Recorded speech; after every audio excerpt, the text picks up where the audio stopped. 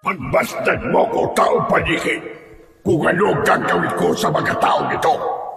Nakita ko kung paano mo pinatay ang mga alagad ko. Kaya naman, ipapakita ko rin sa'yo kung paano kong papaslangin ang mga taong ito. Hindi mo na ako mapipigilan sa pagpapalaganap ko ng kasamaan. Ang dapat sa mga taong kagaya nyo ay burahin na sa mundo! Tumigil ka! Ikaw ang masama! Ikaw ang dapat na binubura sa mundo! Ang dapat sa'yo, pinuputulan ng buntot at sungay! Ilala kita at alam ko kung gaano ka kasama. Pareho lamang tayo batang lampa. Alam ko ang pagkatao mo, Tado. Tignan mo kayo ng itsura mo. Masahol ka pa sa halimaw. Isa ka na rin hayop na dapat tirisin at parusahan. Oo, nagkamali ako. Naging masama ako. Pero hindi na ngayon. Simula sa gabing to, wala nang dadalak na dugo ng mga hayop at ng tao. Dahil sisiguraduhin ko sa'yo na dugo mo lang at ng mga alagad mo ang kakalat sa lupang to. Humanda ka! Dahil ito na ang magiging katapusan mo! Magandang araw po sa inyong lahat. Ngayong araw po na ito, pakinggan po natin ang kwento ni Tado. Isang batang swail na walang pakundangan sa pagpatay sa mga hayop na dapat sana ay malayang namumuhay sa kagubatan. Dito niya makikilala ang isang diwatang magbibigay sa kanya ng kaparusahan sa lahat ng nagawa niyang kasalanan. Ano ang mahalagang aral na matututunan niya sa pagharap niya sa kanyang parusa? Magbabago pa kaya ang ugali ni Tado? Magagawa kaya niyang labanan ang mga alagad ng dilim para sa kanyang misyon? Sama-sama po natin pakinggan ang kwento ng buhay ng ating bidang si Tado, ang batang may tenga at pakpak ng paniki. Ngunit bago po ang lahat, mga idol, huwag po nating kalimutan mag-subscribe at i-hit ang notification bell sa aking YouTube channel na The Voice Addict at Apong Isaac para sa mas marami pang makapigil hiningang kwentong aswang at katatakutan mula sa mundo ng kababalaghan. Umpisahan na po natin ang kwento. Tado, anong ginawa mo? Bakit po naman itinapon ang itinitindang kakanin ni Lolo Sedoy? Pakialam mo ba? Gusto mo ikaw ang itapon ko eh. Wala lang to. Trip-trip ko lang to. Ang boring kasi ng buhay kapag walang nagagalit sa akin eh. Hindi ako sanay. Ano ka mo? Pambihira ka. Trip-trip lang yan. Ginagawa mo lang katatawanan ng ginawa mo sa matanda. Saka, may pakialam ako no. Wala namang ginagawa masama sa iyo si Lolo Sedoy eh, para guluhin mo eh. Tingnan mo tuloy. Nagkalat ang kanyang suman at sinukmani sa lupa. Hindi ka na naawa sa matanda. Grabe ka. Sobra ka talaga. Hindi tong oras para sa mga kalokohan mo. Hoy, ikaw ah. Huwag mo nga akong pinakikialaman ah. Baka samain ka sa akin. Huwag mo rin siyang tutulungan. Ako ang kaibigan mo at ako ang kakampi mo. Nakakainis to. Pinakikialaman mo pati ang diskarte ko. Makikinabang ka rin naman sa gagawin ko eh. Paraan ko yan para makain ng libre ang itinitinda niyang kakanin. Madamot kasi ang matandang yan eh. Kaya nararapat lang sa kanya yan. Tado, ano ka ba? Hindi tama to. Mali ang ginagawa mo. Naghahanap buhay ng pata si Lolo Sedoy. Paano mong naatim na ganyan ng matanda? Saka, kaya hindi siya nagbibigay sa'yo dahil yung perang kinikita niya sa pagtitinda ay ipinapakain naman niya sa kanyang alagang mga pusa. Wala nang ang pamilya yung tao eh. Pinagtitripan mo pa. Hindi ka na naawa. Pabayaan mo na siya, sir. May katapat na kabayaran ang ginawa niya sa akin. Ang mabuti pa po eh, tulungan ko na lamang po kayo sa pagpulot ng kakanin na hindi naman po masyadong narumihan.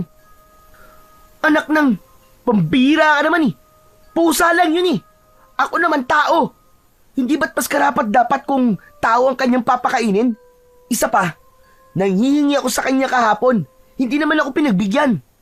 Nakakasura tuloy. Huwag mo na nga siyang tulungan. Mas lalo nang umiinit ang ulo ko eh. Palibhasa, masama ang ugali mo. Kaya hindi mo alam ang pakiramdam kung paano ang tumulong sa iba. Kaya siguro, Tado ang pangalan mo. Dahil wala kang kwentang bata. Ang malas naman ng mga magulang mo sa pagkakaroon nila ng anak na kagaya mo. Anong sinabi mo, tanda? Kahit ang mga magulang ko, hindi nila ako pinagsasalita ng ganyan. Baka itapon ko pa ang mga bilao mo, ah. Akala mo kung sino? Dayo ka lang naman dito sa baryo namin. Tado, pwede ba? Matuto ka naman magbigay ng respeto sa mga nakatatanda sa'yo. Sumusobra ka na. Umuwi ka na nga lang sa inyo. Nakakaawa na talaga si Lolo Sedoy. Palibasa, hindi ka na kayang situhin ng tatay at nanay mo. Kaya lumalaki na ang ulo mo. Teka, sandali lang, Aser. Maghinay-hinay ka sa mga pinagsasabi mo, ah. Ano ba problema mo, ah? Akala ko ba magkaibigan tayo? Bakit mas kinakampihan mo pa ang matandang yan kumpara sa akin? May lihim ka bang galit sa akin, ha? Ano? Gusto mo? Suntukan na lang tayong dalawa, eh. Ano? Lalaban ka? Yan! Umiral na naman ang pagiging basagulero mo. Magkaibigan nga tayo. Kaya nga kita pinagsasabihan dahil mali ang ginagawa mo. Hindi. Hindi kita kaibigan. Kapag hindi ka marunong sumabay sa mga trip ko, subukan mo lang talaga na tulungan ng matandang yan at isinusumpa ko. Pagsisisihan mo ang ginawa mo. Tanggal ka na sa gang natin. Hindi na kita kaibigan na, sir. Tandaan mo yan. Gang? Na walang ibang ginawa kundi ang mambuli ng mga batang mas bata pa sa atin? Hindi ako manghihinayang na mawala sa gang natin. Hindi ko lang talaga kayang tiisin ang mga pinaggagawa mo. Hindi na kaya ng konsensya ko kung pababayaan ko si Lolo Sedoy na pulutin na mag-isa sa lupa ang kanyang paninda. Sana lang, hindi mo pagsisiyan sa bandang huli ang mga pinaggagawa mo. Hindi talaga ako magsisisi. At sino ka ba para sermonan ako, ha? Hindi naman kita kadugo, ah. Pagbibigyan kita ngayon, Aser. Pero sa susunod na ulitin mo pang pagkontra sa mga ginagawa ko, sinasabi ko talaga sa'yo, Aser. Babasagin ko yung pagmumukha mo ng suntok ko. Wala nang nagawa ang may 10 taong gulang na si Tado nang simulan ng tulungan ni Aser ang matanda na panay ang paghikbi sa mga natapon nitong paninda sa lupa. Iba siya sa lahat dahil kapag nakakakita siya ng umiiyak, mas tumitindi ang galit niya. Kahit na kailan ay hindi pa siya nakakaramdam ng awa para sa iba. Kaya nga binansagan siyang Tado na kinuha sa salitang tarantado. Ang mga magulang niya mismo ang nagpangalan sa kanya ng ganong klaseng tawag. Kaya naman, pinanindigan na niya ang pagiging masama. Lahat ng mga taong nakatira sa baryo ng Agripasyon ay kilala na siya bilang suwail, barumbado at masamang bata. Malakas ang loob niyang magmalaki ng pagiging maangas sa mga tao dahil ang kanyang amang Suruweto ay isang kapitan, habang ang kanyang ina naman na si Dalia ay isang negosyanteng nagpapautang ng pera para sa mga nangangailangan. Kapag nakakagawa siya ng kasalanan, ay binabayaran lang ng kanyang ina ang danyos perwisyo niya at iaatas na nila ang reklamo para sa kanya. Maya-maya pa ay naupo si Tado sa bangko na gawa sa tablan ng kahoy sa harap ng tindahan ni Aling Nena. Hinintay ni Tado na matapos ang kaibigan sa ginagawang pagtulong sa matanda dahil balak sana nilang puntahan si Basti na nakatira sa gubat para ito naman ang kanilang pagtripan. Hindi kumpleto ang araw niya nang walang binubuli na bata. Kaya naman, habang naghihintay siya sa mga ito, ay nakita niya ang isang kulay puting pusa. Payat at nanginginig ang katawan. Lumapad ang pagkakangiti sa kanyang labi habang nilalapitan ng pusa na walang tigil sa pagniyaw. Takot na takot itong nagsusumiksik sa makapal na halaman ng santan na malapit naman sa tindahan ni Aling Nena. Halika dito! Huwag ka matakot! Gusto mo bang padaliin na natin ang paghihirap mo, ha? Halika, lumapit ka! Hindi naman kita pahihirapan, eh. Ayaw mo bang tapusin na natin ang paghihirap mo? Sige na! Kahit nakabuka na ang mga braso ni Tado para huli ng pusa, ay sinubukan pa rin itong tumakas papalayo sa kanya. Kahit mahina na ang katawan nito. Saktong paglapit niya rito, ang mabilis namang paghawak niya sa buntot nito. Nagwawala ito mula sa paghila niya sa buntot ng pusa. Kaya nabaling ang atensyon sa kanya ni Aser. Iniwan nito ang matanda at nilapitan si Tado. Bumakas sa mukha nito ang pag-aalala para sa hayop. Dahil alam nitong meron na namang hindi magandang gagawin si Tado sa pusang yun. Tado, ano ba? Bitiwan mo ang pusa! Kung ano man ang binabalak mo sa kanya, ay wag mo lang ituloy. Wala ka naman pinipilig nila lang na pagtitripan, ha? Maawa ka naman sa mga hayop, pa ba? Noong nakaraang araw, nanghuli ka ng tutubi, doon sa talayban na malapit sa bahay ni Basti. At anong ginawa mo? Tinanggalan mo ng mga paa habang nanginginig to sa sakit. Pagkatapos, saka mo pinalipad, Tado. Pabira ka, para ka nang nasisiraan ng ulo. Ano? Ako pa pala ang nasisiraan ng ulo, ha? Ako malapit na masiraan ng ulo sa'yo, Aser. Dahil lahat na lang ng ginagawa ko ay pinapansin mo, pinakikialaman mo. Pwede ba? Huwag mo akong pigilan. Tinutulungan ko na nga yung pusang ito para hindi na siya maghirap Anong klaseng tulong ang sinasabi mo, Tado? Hindi ko nagugustuhan ang mga ngiti mong yan. Bitiwan mo ang pusa, pakawala mo siya. Kung ano man ang binabalak mong gawin sa kanya, nakikiusap naman ako sa'yo, Tado. Huwag mo nang ituloy. Kawawa naman siya Tuwang-tuwa si Tado na mas lumapad pa ang pagkakangiti niya sa labi habang nakikita ang pagbakas ng takot sa mga mata ni Aser. Yung pa naman ang gustong-gusto niya dahil pakiramdam niya siya ang matapang at sa kanya natatakot ang kaibigan. Hinawakan niya ng maigpit ang leeg ng pusa, pati ang 4 nitong mga paa. Habang nagnangyaw na parang nasasaktan at nagmamakaawa, walang ano-ano ay bigla niyang binali ang leeg ng pusa. Inagaw ni Aser ang pusa sa kamay ni Tado at nang makita nitong hindi na humihinga ang hayop, ay malakas nitong sinuntok sa muka si Tado. Bumagsak sa lupa si Tado kasama ang wala ng buhay na pusa.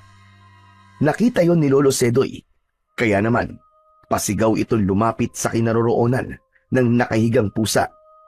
Humahagulgol itong umiiyak habang nanginginig ang mga kamay. Hindi ito nagreklamo nang itapon niya ang paninda nito. Pero nang pinatay niya ang pusa, na alaga pala ng matanda, ay nagwala ito at galit na galit siyang pinagpapapalo ng kamay nito sa kanyang katawan. Nagiya ka! Pinatay mo ang anak ko! Diyos ko ang anak ko! Pinatay lang ng walang pusong batang ito! Papatayin kita! Mamamatay ka, demonyo ka! Aray, ano ba? Huwag mo nga akong hampasin ang marumi mong kamay. Nasisiraan ka na ba ng ulo, tanda? Tinawag mong anak ang pusa, hayop yan Tapos iniiyakan mo pa? Pambihira talaga. Nakakatawa ka. Itinuturing ni Lolo Sedoy na parang isang tunay na anak ng mga pusa niya. Sila ang kanyang pamilya. Matapos siyang iwan ng kanyang mga anak. Wala kang puso, Tado. Wala kang awa sa mga hayop. Pagbabayaran mo to. Darating din ang karma mo. Karma. Kalokohan yun. Ano ba problema yung dalawa? Pambihira ka talaga, Aser At sinuntok mo pa ako sa panga, Igilan nyo na nga kadramahan yung dalawa. Parang pusa lang Dinaig pa ninyong namatayan ng tao. Ipalibing nyo. Para kayong mga siraang ulo. Oo! Pusa lang sila. Pero mahal ko sila. Pagsisisihan mo pagpatay sa pusa ko. Alalahanin mo ang pagkitil sa buhay ng pusa ay kamalasan ang dala sa pamilya at buhay mo. Tandaan mo yan. Hahabulin ka ng kamalasan. Kamalasan. Kalokohan yun. Kasabihan lang yun At saka, patay na ang mga matatandang nagsasabi ng mga pamahing ganyan. Kamalasan. Utot nyo. Hindi ko talaga alam, Tado, kung bakit naging kaibigan ko ang katulad mo. Ibang-iba ka na. Napakasama mo talaga. Hoy, tumigil ka na nga sa mga pinagsasasabi mo, Aser. Kasalanan mo to Kung di mo tinulungan na matandang yan, hindi tayo aabot sa ganito. Magpasalamat ka na lang at hindi ang leg ng matandang yan ang pinilipit ko. Talagang wala kang galang sa matanda. Hahabulin ka talaga ng kamalasan at hindi mo gugustuhin mag-isa sa lahat ng oras. Dahil kahit saan mo gustong magpunta, hahabulin ka ng karma. Tandaan mo yan. Isinusumpa ko. Dinampot ng matanda ang wala ng buhay na pusa. Nakadilat ang mga mata nitong nakalaylay ang dila habang niyayakap ito ng mahigpit ni Lolo Sedoy. Kunwari pa kayo may malasakit sa pusa. Kung talagang mahal niyo ang alagaan yung pusa, bakit niyo hinahayaang magutom at magpakalat-kalat sa kalye? Ayan oh, ayan ang ebidensya sa katawan. Mukha namang pabayarin kayong amo eh. Ikaw ang wag gumala sa kalye. Dahil perwisyo kang hayop ka. Masama kang bata at hindi ka tinuruan ng magulang ng magandang asal. Naturingan pang kapitan ang ama mo. Pero ang asal mo ay parang isang sangganong pumapatay ng mga hayop. Ano ka mo, Lolo Sedoy? Bakit yung pinagsasalita ng ganyan ng anak ko? Ano po ba ang kasalanan niya? Magkasabay silang napalingon sa gawi ng bagong dating na si Kapitan Fidel. Nakakunot ang noo nito na may hawak na martilyo at isang plastik na pakong didos. Tila tumapang si Tado at nagpakampi sa kanyang ama. Kaya lang, galit na galit talaga si Lolo Sedoy na ipinakita ang namatay nitong pusa. Pinatay lang naman ng magaling mong anak ang aking alagang pusa. Talagang sagad na sa buto ang kasamaan ng ugali ng anak mo. Kapitan, ikaw pa naman ang naturingang tagapangalaga ng baryong ito. Pero ang anak mo, hindi mo kayang tuhunin o pagsabihan. Pasensya na po kayo, Lolo Sedoy. Hayaan niyo po at pagsasabihan ko po si Tado. Hindi na maibabalik ng sermon mo sa anak mo ang buhay ng alaga kong pusa. Yan sa pinalabag niya, ang kamalasang naghihintay para sa kanya. Teka, sandali lang naman po, Lolo Fidel. Hindi naman po yata tamang pagsalitaan niyo ng ganyan ng anak ko.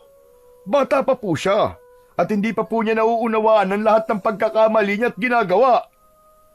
Bata pa nga. Kaya nga tungkulin yung mga magulang na gabayan ng anak nyo. Nakakaperwisyo na siya. Pero wala man lang kayong aksyon sa mga pinaggagawa niya. Maayos ba kayong mga magulang sa anak nyo? Buhay ng pusa ko na wala. Bakit parang ako pa ang magpapasensya sa kasamaan ng ugali ng anak nyo? Sana man lang, naisip nyo, Kapitan, kung ano ang nararamdaman ko dahil sa katarantaduhan niya. Kaya nga po, ako na po ang humihingi ng pasensya sa inyo sa nagawa ng anak ko. Ang pagkakamali o kasalanan ni Tado ay hindi maaaring hingian ng pasensya ng kanyang ama o ina. Dapat kung sino nakagawa ng kasalanan, siya ang dapat na humingi ng pasensya at hindi ikaw. Tinuturuan nyo lamang na maging masama ang anak nyo. Kaya lumalaki na balasubas at walang respeto sa mga matatanda. Ba, at dyan naman po niyo ako hindi mauutusan sa bagay na yan, Tay. Hindi po ako hihingi ng pasensya sa mga kagaya ng hayop na yan. Kung ayaw niyo pang tanggapin ng pasensya ng aking ama, wala na po akong magagawa ron. Pumunta po kayo kay nanay. Kung gusto niyo, humingi kayo ng bayad sa buhay ng pusang yan. Ang liit ng problema pinapalaki niyo. Talaga palang wala ka ng galang na bata ka. Hindi ka namin pinalaki ng ganyan. Tarantado ka talaga. Nakakahiya kang bata ka. Humingi ka ng tawad kay Lolo Sedoy. Dahil mali ang ginawa mo. Kahit hayop lang sila, may karapatan din sila mabuhay. Bakit po ba pinapalaki niyo ang problema, Tay? Hindi po ako hihingi ng tawad sa kanya. Tinulungan ko lang naman na mamatay ang alaga niya dahil alam ko nahihirapan na. Nakita mo na kung gaano kasama ang ugali ng anak mo.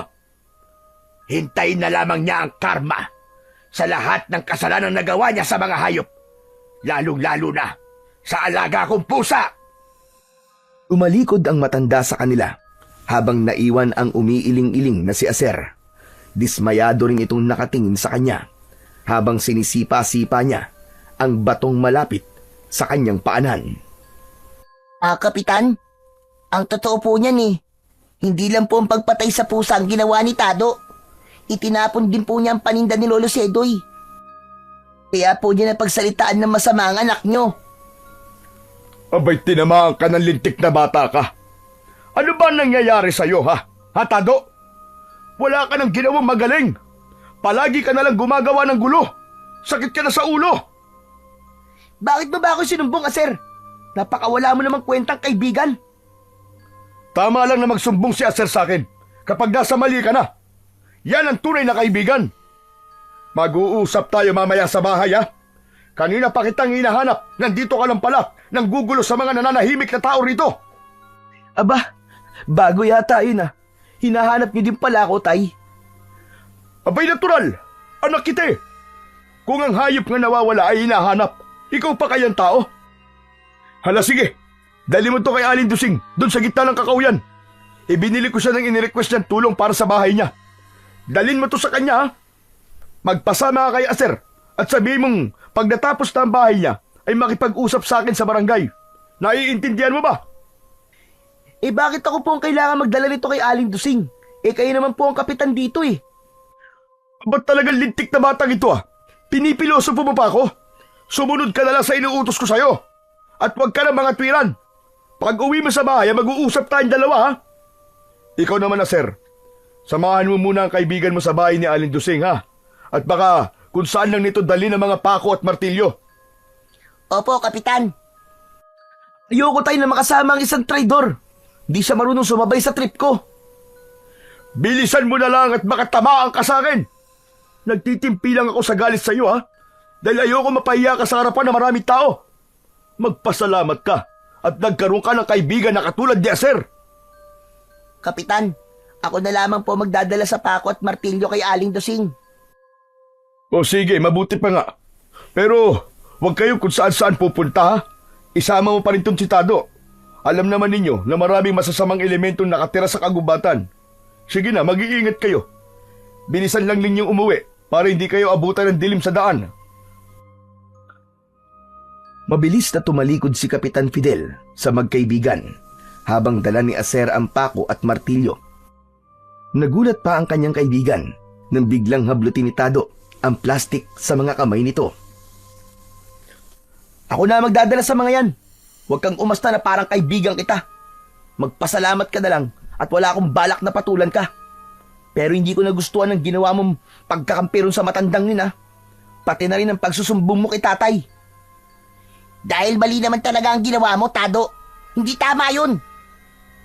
Banal na aso, santong kabayo. Akala mo kung sino mabuting tao. Pwe, traidor kang kaibigan. Ayos lang na magalit ka sa akin, Tado. Hayaan mo. At pagkatapos kitang maiatid sa inyo, ay wala na tayong pakialamanan. Hindi na tayo magkaibigan. Talaga?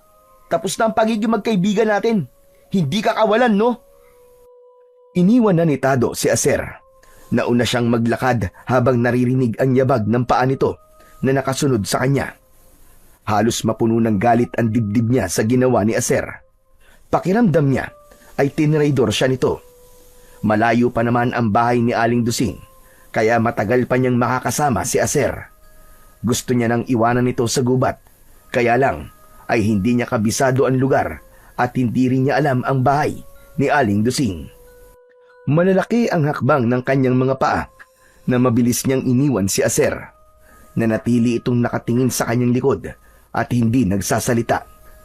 Ramdam na ramdam niya ang sama ng loob nito para sa kanya. Gusto ko muna magpahinga sa ilalim ng punong to. Masyado na malayo na lalakad natin. Pagod na ako. Magtabi-tabi po ka. Para wala kang masaktan ng mga nilalang na hindi nakikita ng ordinaryong mga tao. Sus, hindi ko kailangan ng opinyon mo. Tabi po. Naku, kalokohan mo. Hindi ako naniniwala sa mga ganyan-ganyan, no? Kung gusto mo, ikaw na lang magtabi-tabi po. Idadamay mo pa ako. Bahala ka. Tabi-tabi po, Apo. Makikisilong lang po sa ilalim ng inyong puno. Patawa, para kang sira. Ikaw na nga nagsabing nilalang na hindi nakikita eh. Natural, madadaganan sila o di kaya masasagi. Kaya hindi umaasenso ang buhay ng mga Pilipino eh. Masyado nagpapaliwala sa mga pamahiin at kasabihan. Ang mabuti pa, dumito ka na muna habang nagpapahinga sa ilalim ng puno ng balete. May ilog doon.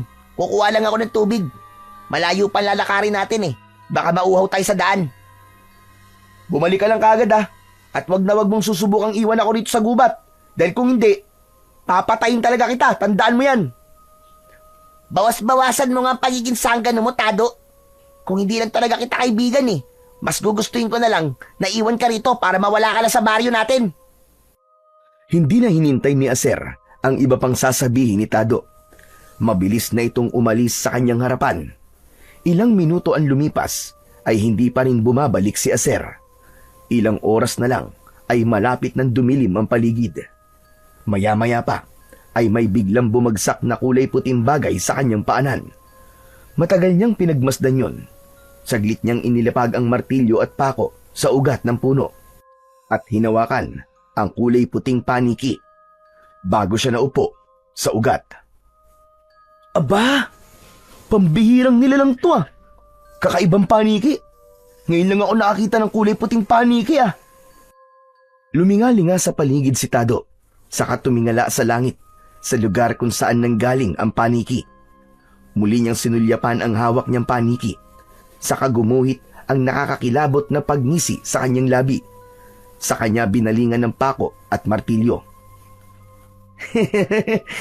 Parang magandang i-display to sa punong to ng balete.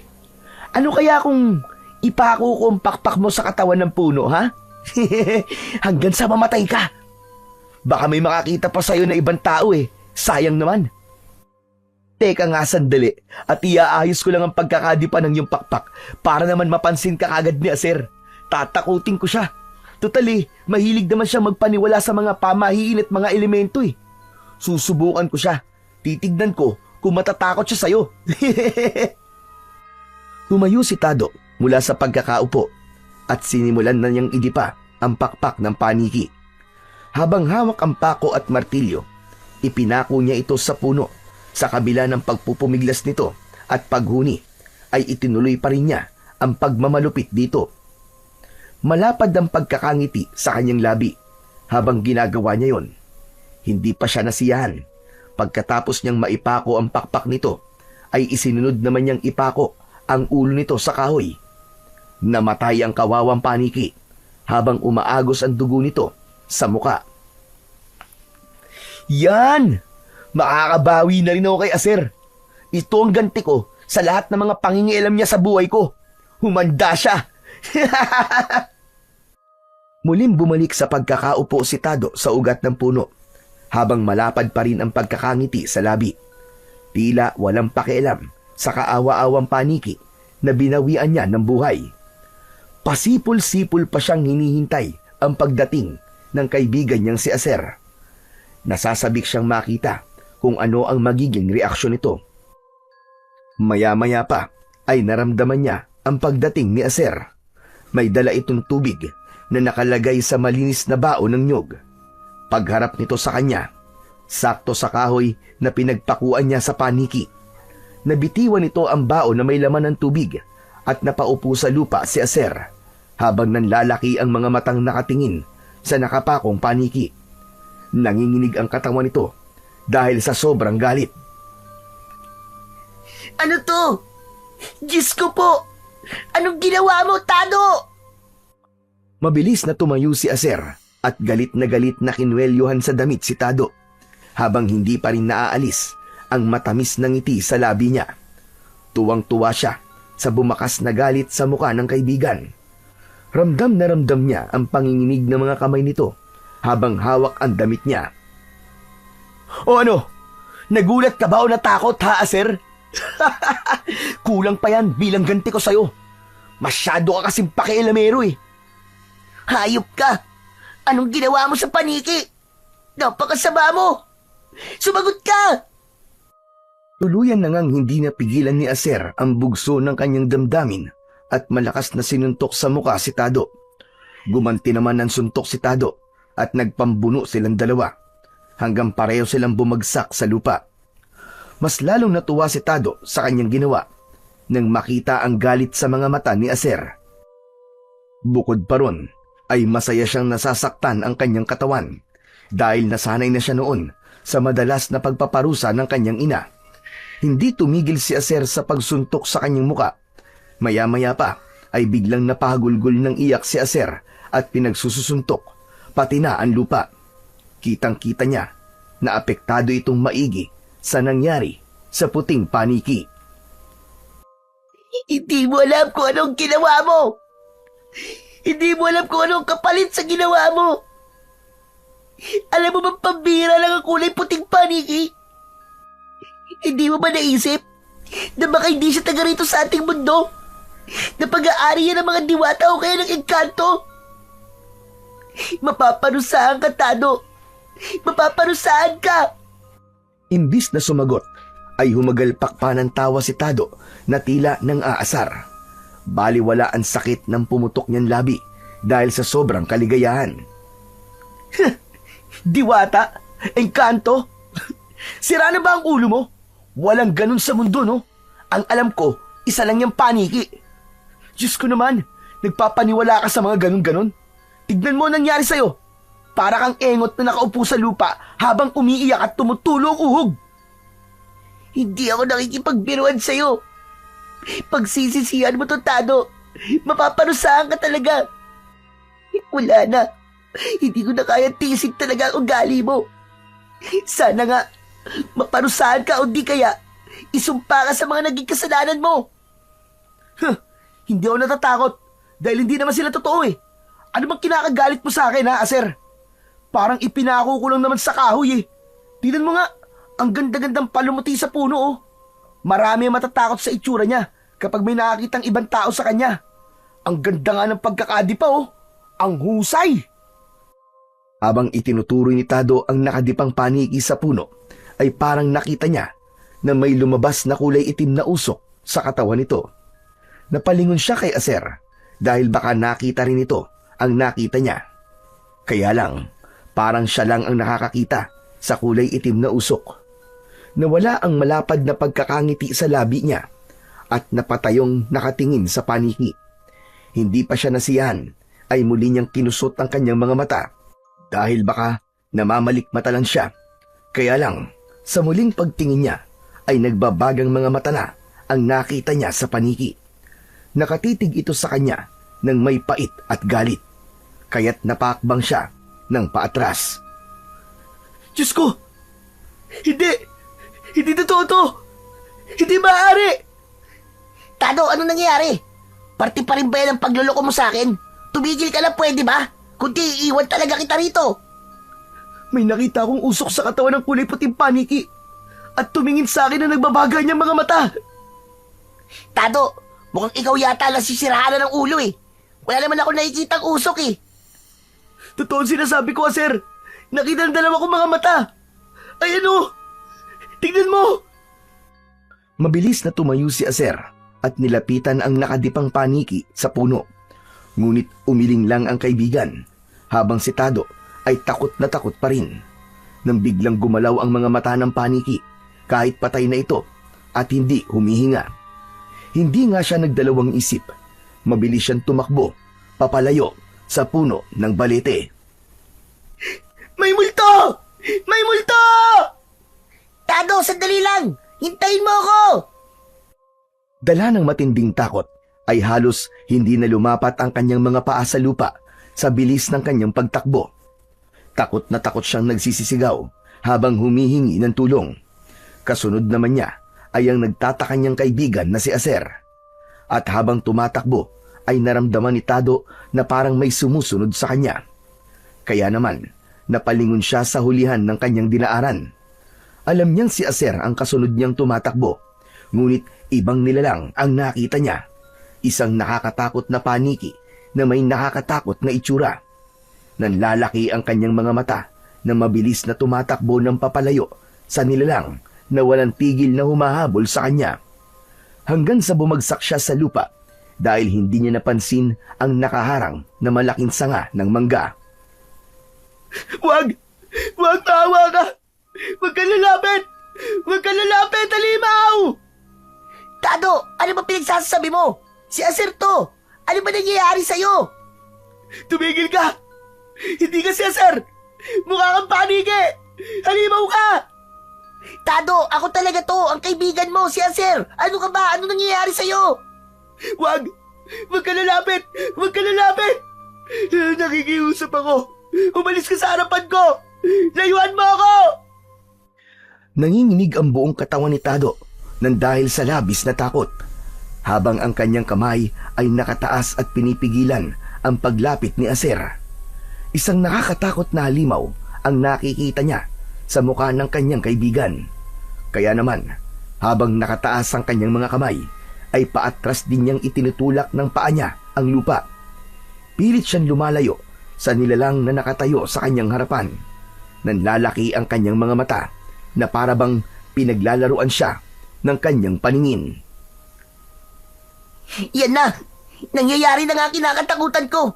Ang paglaruan ka ng masasamang elemento, kagaya ng maligno o di kaya ng diwata. Tama na!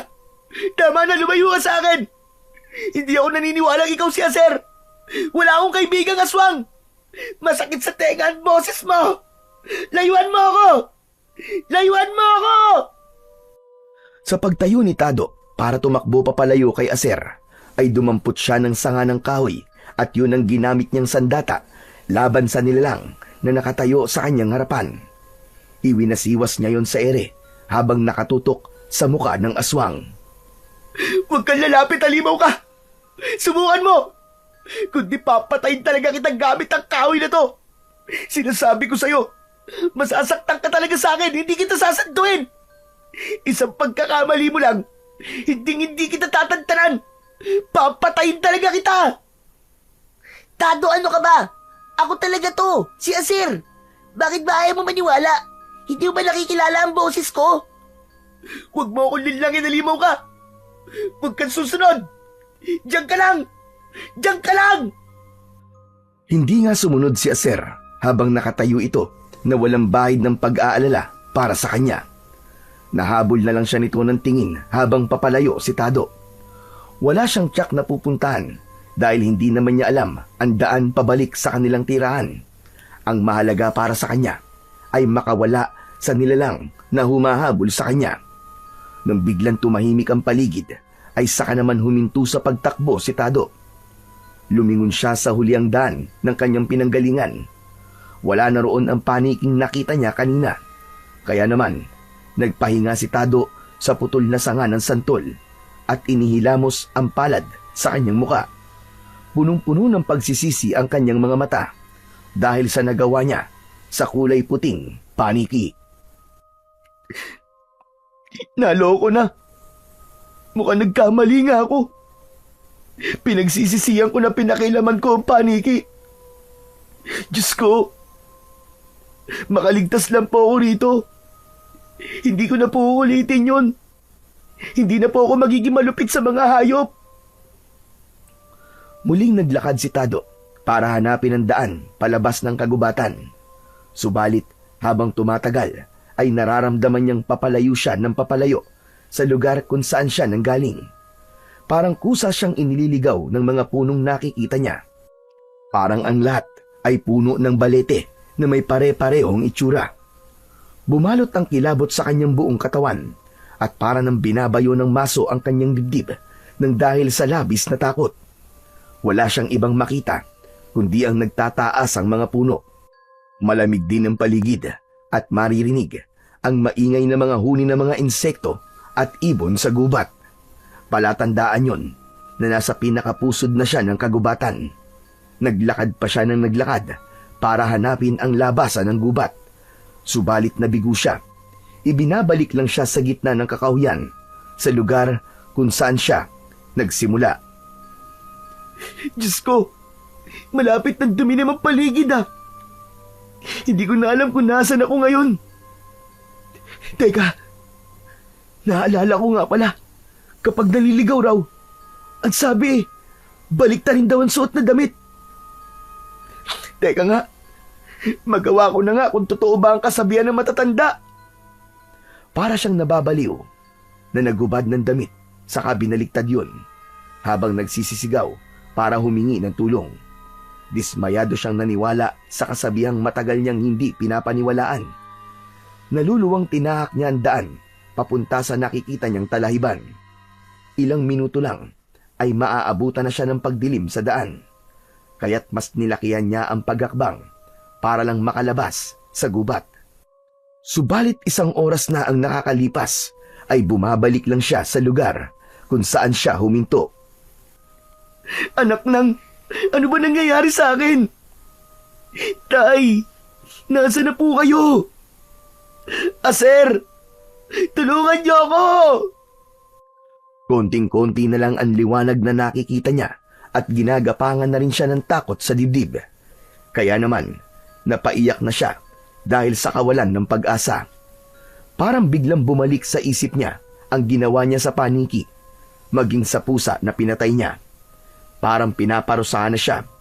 Parang nagkakatotoo na ang sinasabi ni Lolo Sedoy. Muli siyang luminga sa paligid at nahagip ng kanyang mga mata ang aninong nakatayo sa kanyang unahan ng daan. Hindi na nakatiis si Tado. Dahan-dahan niya itong nilapitan para sana humingi ng tulong. Pero umurong ang dila niya nang bigla itong humarap sa kanya. Mapula ang mga mata nito habang kagat pa ang katawan ng usa. Kakaiba ang tenga nito at hindi ito mukhang paniki. Nagulat din siya sa 5 buntot nito na parang sa pusa. Nakangisi itong tuluyang humarap sa kanya. Lumabas ang malaahas nitong dila habang itinapon ng katawan ng usa sa damuhan. Dala ng matinding takot ay napatakbo siya papalayo rito. Humuni ito ng malakas na parabang masayang-masaya sa nakita. Naramdaman niya ang paghabol sa kanya ng halimaw. Kaya naman, mas binilisan pa niya ang kanyang pagtakbo. Diyos ko, Diyos ko, Diyos ko! Isang nakakatakot na nilalang nakawig ng isang malaking pusa! Naku po! Halimaw! May halimaw sa gubat na to! Tulong! Tulungan niyo ako! Nagpaekis-ekis sa daan ang takbo ni Tado. Hindi niya alam ang gagawin ng mga oras na yon para lang makalayo sa lugar na yon. Kahit mabilis na ang takbo niya, ay pakiramdam ng bata. Hindi siya nakakaalis sa kinatatayuan. Bumundol ang kaba sa kanyang dibdib nang makitang hinahabol pa rin siya ng halimaw. Lakad at takbo na ang ginawa ni Tado. Idagdag pa ang madilim na kakahuyang nadadaanan niya. Hindi lang ilang beses siyang nadadapa dahil sa takot. Narinig niya ang nakakatakot na pag-angil ng halimaw sa kanyang likuran. Pati na ang tunog nito na may malagom na pag-ingaw. Nagdulot yon ng kilabot sa buong niyang katawan. Kahit ang masukal na daan, pati na ang makakapal na halaman, ay binangga niya, makalayo lang sa nilalang na patuloy na humahabol sa kanya. Ganun na lamang ang gulat ni Tado nang mula sa kanyang likuran ay lumundag ito ng mataas papunta sa kanyang harapan.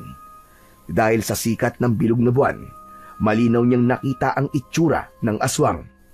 Isa itong taong pusa na may mapupulang mga mata.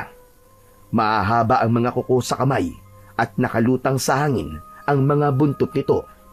Nakangisi itong tumutulo pa ang malapot nitong laway na may kasama pandugo. Wag! Huwag ka lalapit, halimaw ka! Lumayo ka! Layuan mo ako! Pakiusap, pag mo akong papatayan! Magbabago na ako! Hindi na ako malalakit ng mga hayop! Pakiusap! Pinapangako ko! Subalit patuloy ito sa pagakbang papalapit sa kanya. Para itong isang halimaw na biglang sumulpot sa kung saan dahil sa kakaiba nitong itsura. Bigla siya nitong hinawakan sa leeg at inihagis sa damuhan. Naramdaman niya ang pagguhit ng sakit sa kanyang likod at kahit nangihina ang kanyang katawan ay sinubukan niyang tumayo. Hinarap niya ang nilalang na dahan-dahan pa ring humahakbang papalapit sa kinaroroonan niya. Habang siya naman ay humahakbang paatras sa nilalang habang hindi inaalis ang tingin sa halimaw. Nagkunwari siyang matapang. Yun lang ang naisip niyang paraan para hindi na siya lapitan ng aswang. Sige! Subukan mo! Hindi ako natatakot sa'yo! Hindi ka magtatagumpay sa binabalak mo! Huwag mo akong sasaktan! Layuan mo akong halimaw ka! Dala ng matinding takot ay ayaw nang gumana ng isip ni Tado. Subalit patuloy siya sa pagakbang paatras, papalayo sa nilalang na yon. Hindi niya malaman ang gagawin ng mga sandaling yon. Nanginginig na rin ang kanyang tuhod at ayaw sumunod ng kanyang katawan sa gusto niyang mangyari. Lalo na nang mabilis itong humakbang papalapit sa kanya. Umangil ito na parang pusang galit na galit habang nakalabas ang matutulis nitong mga pangil. Kagad itong tumalon sa kanyang harapan na halos 100 dangkal na lang ang layo sa kanya. Lumuhod itong tinitigan ang kanyang naluluhang mga mata. Halos hanggang bewang lang siya nito at anumang oras ay kayang-kaya siya nitong paslangin. Nang mga sandaling yon ay hindi ang kanyang ama ang naiisip niya, kundi ang matandang si Lolo Sedoy, pati na ang paulit-ulit na sinasabi nito sa kanya na hahabulin siya ng kamalasan at karma dahil sa kanyang mga naging kasalanan, at marahil ito na nga ang tinutukoy ng matanda. Diyos ko! Anong klase bang nilalang ito? Ang bawat nakakasukang amoy, parang nabubulok na naman ng tao. Parang bangkay. Gumapang ang kilabot sa buong katawan ni Tado. Tila pinaglalaroan siya nito. Parang ipinaparana sa kanya kung ano ang pakiramdam ng natatakot. Mas lalong nanigas ang buo niyang katawan nang maramdaman niya ang magaspang na kamay ng aswang. Lalo na nang ilabas nito ang malaas nitong dila. At mas umalingasaw pa ang nakakasuka nitong amoy sa hangin. Itinulak niya ito ng buong lakas. Lumayo ka! Layuan mo ako! Ubod lakas na sinipa rin ni Tado ang maselang parte ng katawan ng halimaw. Nahawakan nito ang nasaktang bahagi ng katawan nito. Galit na galit itong nagsisisigaw habang nagwawala. Masakit yun sa tenga niya na parang hindi niya kayang tiisin ng sakit. Tinakluban ng kanyang palad ang kanyang tenga sa katumakbo ng mabilis, papalayo sa nilalang na yon. Saka lang siya nagkaroon ng pagkakataon para tumakas. Dinig na dinig pa rin niya ang malakas na sigaw ng halimaw na nagtatangkang pumatay sa kanya. Napahagulgul siya ng iyak dahil halos nangangapa siya sa daan sa pagtakbo. Sinikap niyang mahanap ang daan papalabas ng gubat para makarating sa bahay nila. Pero nakita niyang hinahabol pa rin siya ng halimaw. Nangibabaw ang malakas na sigaw ni Tado sa buong kagubatan. Tulong! Tulungan niyo ako! Saklolo! Kahit ganong kalakas ang sigaw ni Tado, ay walang nakakarinig sa kanya. Ang tahimik ng paligid ay parang bingi sa paghingi ng tulong ni Tado. Kaya mas binilisan pa niya ang pagtakbo. Kaya lang, ay bigla siyang nahulog sa isang malalim na balon. Diretso ang bagsak niya sa mabatong sahig ng balon. Madilim at may mabahong singaw mula sa loob nun. Kasunod, ang paglabas ng laksalaksang paniki papunta sa butas na pinanggalingan niya. Namimilipit siya sa sakit ng kanyang likod, habang ang kanyang katawan ay naramdaman ng mainit na likidong umagos sa kanyang balat mula sa nasugatan niyang likod.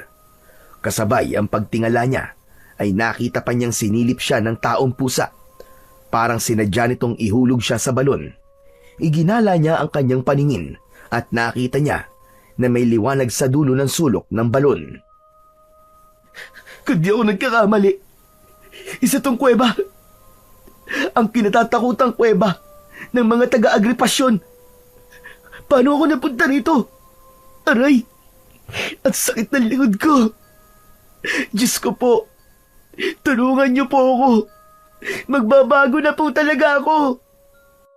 Sinubukan ni Tado na lapitan ng liwanag na kanyang nakikita. Inilinga niya ang kanyang paningin sa paligid, subalit tanging ang bato lang na pader ang nakikita niya. Inihakbang niya ang kanyang mga paa papalapit sa liwanag. Ganun na lamang ang panlalaki ng kanyang mga mata nang makita niya ang nakalutang na paniking puti sa gitna ng liwanag. Nagsasalita itong hindi niya alam kung saan nanggagaling ang boses. Babae ang nagsasalita na may bahid ng galit ang tono. Nakaramdam siya ng pananakit ng kanyang ulo, pati na ang kanyang tuhod. Parang may malakas na puwersang humihila sa kanyang lumuhod sa matatalas na bato sa harap ng nagliliwanag na paniki. Hindi niya maigalaw ang kanyang katawan na parabang nakokontrol ng liwanag ang kanyang pakiramdam. Napasigaw siya sa sobrang sakit ng kanyang ulo. Idagdag pa ang sakit mula naman sa matalas na batong bumaon sa kanyang tuhod. Lapastangang nilalang! Nagpapahirap sa mga hayop! na nilikha ng may kapal. Nilalang na inalisan mo ng karapatang mabuhay at pag-aari ng isang tulad kong diwata na ang tanging hangad lamang ay ang tahimik na balanse ng kalikasan. Anong naisip mo? At bigla ka na lamang sumulpot para patayin ang mahal kong alaga. Tama na. Hindi ko na po kaya ang sakit. Aray! Tama na po, nakikiusap ako. Kulang pa ang sakit na yan, Tado. Sa lahat ng pagpapahirap mo sa mga alaga ko, pagbabayaran mo ang ginawa mo sa aking alagad. Teka. Ano po ba pinagsasasabi nyo? Alin po ba ron ang alaga nyo?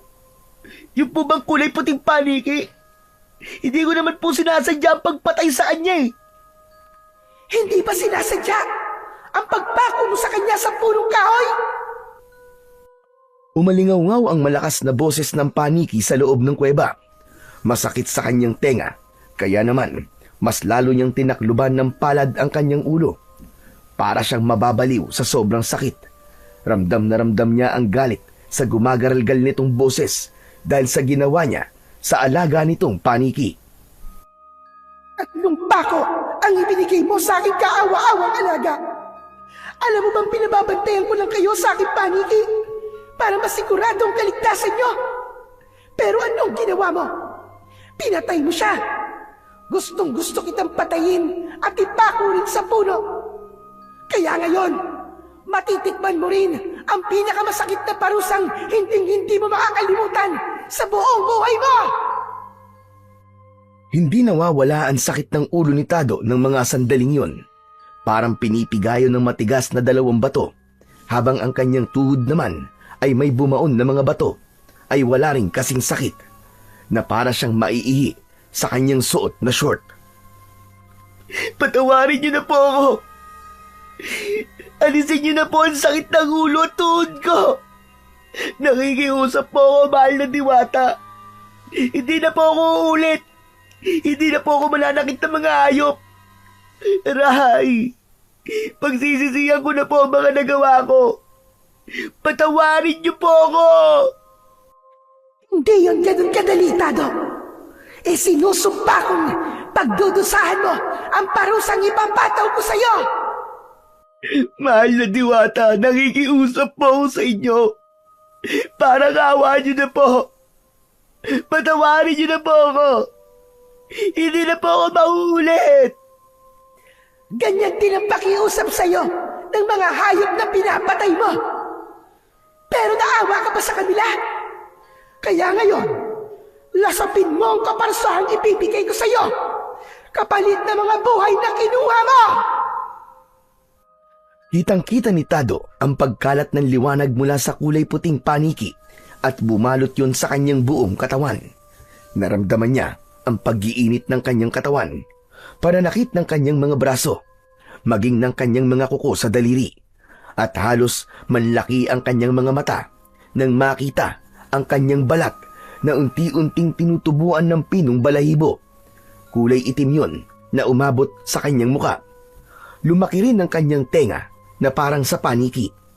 Maging ang kanyang mga kuko sa daliri ay humaba rin at higit sa lahat, nagkaroon siya ng malaki at maitim na pakpak na parang sa paniki.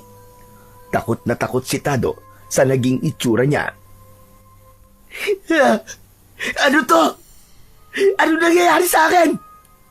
Bakit ako naging isang paniki? Dahil simula sa oras na ito, ay pinaparusahan na kita. Magiging isa ka ng taong paniki na may babahong singaw ng katawan. Hindi ka makakabalik sa dati mong itsura hanggat hindi ko nakikitang nagbabago ka at nakakagawa ng kabutihan sa lahat ng mga nilalang na nakapalibot sa iyo. 3 misyon ang kailangan mong tuparin, Tado, bago tuluyang matanggal ang parusa sa iyo. Katumbas yon ng 3 pako na ginamit mo sa katawan ng aking alaga. Kailangan mo mapuno ng kristal ang boteng lalabas sa harapan mo sa oras na makagawa ka ng kabutihan sa iba. Hindi! Hindi! Tanggalin niyo po ito! Ayoko po ito! Alisin niyo po ang parusa niyo sa akin! Nagmamakaawa po ako sa inyo! Katulad na sinabi ko sa iyo, Tado, makakabalik ka lang sa dati mong anyo kapag gumawa ka ng kabutihan sa iba. Ngunit sa pagsapit ng umaga, pansamantala kang babalik sa pagiging tao at muling magiging paniki pagsapit naman ng gabi. Magtataglay ka ng kakayahan ng katulad sa paniki. Walang ibang makakatulong sa iyo, kundi anto pa rin ang iyong misyon. Walang nagawa si Tado, kundi ang umiyak habang nakaluhod sa mabatong sahig. Pinagmamasdan niya ang kanyang itsura. Bigla niyang naalala ang lahat ng nagawa niyang kasalanan sa mga hayop. Napatingin siya sa nagsasalitang paniki. Ano po ang 3 misyon na kailangan ko pong gawin para mawala po ang sumpa niyo sa akin?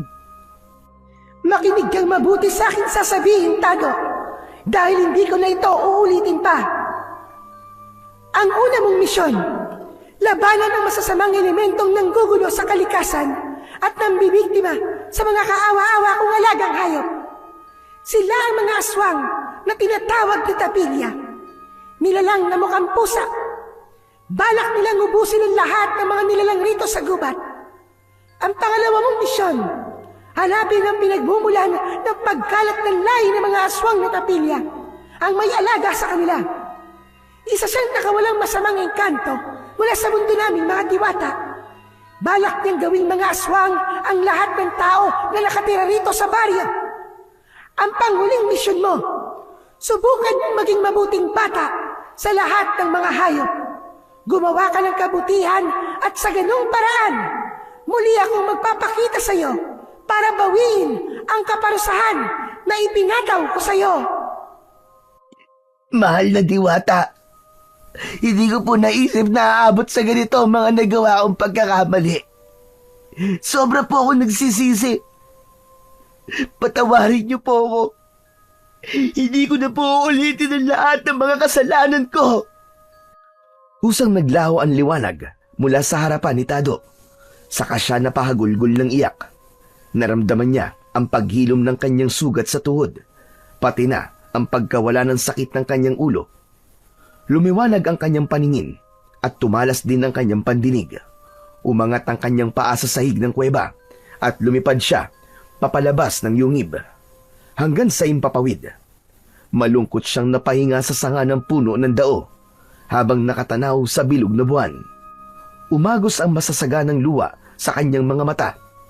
Sobra niyang pinagsisisihan ang lahat ng kanyang mga nagawa. Bigla rin siyang nakaramdam ng awa para sa mga hayop na nasaktan niya. Sa isip niya ay nararapat lamang na danasin niya ang ganong kaparusahan dahil sa pagiging masamang bata na kagaya niya. Diyos ko, alam ko pong pagsubok lamang ito para sa akin. Para subukan ang katatagan ko at mamulat sa akin na gawang pagkakamali. Tulungan niyo po akong maging malakas at malampasan ito. Hindi ko po alam kung paano ako magsisimula sa pagtupad ko po sa aking misyon. Nanginginig ang kanyang kamay habang pinagmamasdan ng pakpak na binubuo ng isang manipis na lamad ng balat na tinatawag na patagium na nakaunat sa pagitan ng kanyang mga daliri, braso at katawan. Dahil dito ay nagkaroon siya ng kakayahang lumipad.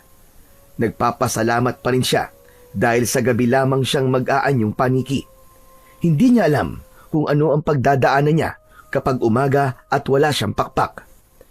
Lumipad si Tado papunta sa kanilang bahay dahil alam niyang nagsumbong na si Aser tungkol sa nangyayari sa kanya. Marahil ay hinahanap na siya ng kanyang mga magulang. Habang nasa impapawid ay nakita niya ang mga sulo ng mga tanod ng kanyang ama. Sinubukan niyang bumaba para magpakita sa mga ito.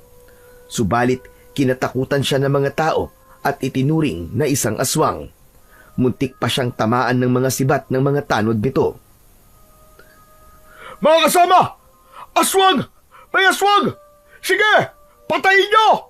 Sibatin nyo mga kasama! Nanguna pa ang kanyang ama sa paghabol sa kanya habang nagsisisigaw ito sa pag-utos sa mga tanod nito.